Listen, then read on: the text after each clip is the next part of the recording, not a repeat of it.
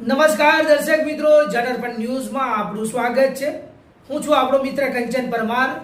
આવો આજના સમાચારની વિગતવાર વાત કરીએ તો નસવાડી તાલુકાના નારદા ગામે કૂવામાં દીપડો પડી જતા વન વિભાગ દ્વારા રેસ્ક્યુ કરવામાં આવ્યું।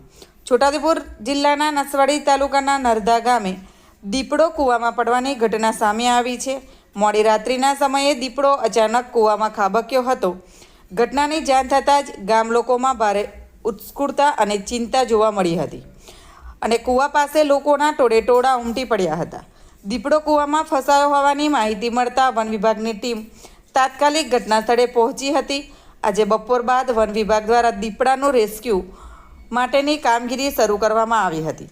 વન વિભાગના કર્મચારીઓએ ભારે જહેમત બાદ દીપડાને સુરક્ષિત રીતે કૂવામાંથી બહાર કાઢ્યો હતો અને તેને પાંજરામાં પૂરવામાં આવ્યો હતો અને વન વિભાગ દીપડાની સારવાર કરી આગળની કાર્યવાહી કરી તેને જંગલમાં છોડી મૂકવામાં આવશે। છોટાઉદેપુર જિલ્લાના ગ્રામ્ય અને જંગલ વિસ્તારોમાં નજીકના ગામોમાં વારંવાર દીપડો દેખાઈ દેતાની ઘટના સામે આવી છે। ગ્રામજનોમાં ભયનો અને ચિંતાઓ વધી રહી છે।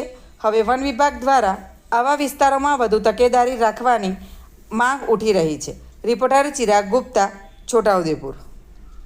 તો આવા જ પ્રકારના નવા સમાચાર સાંભળવા માટે જોડાઈને રહો અમારી ચેનલ જનરપણ ન્યૂઝ સાથે। અમારી ચેનલને લાઈક કરો, શેર કરો, સબસ્ક્રાઈબ કરો તેમજ આ વિડીયોને વધુમાં વધુ શેર કરો।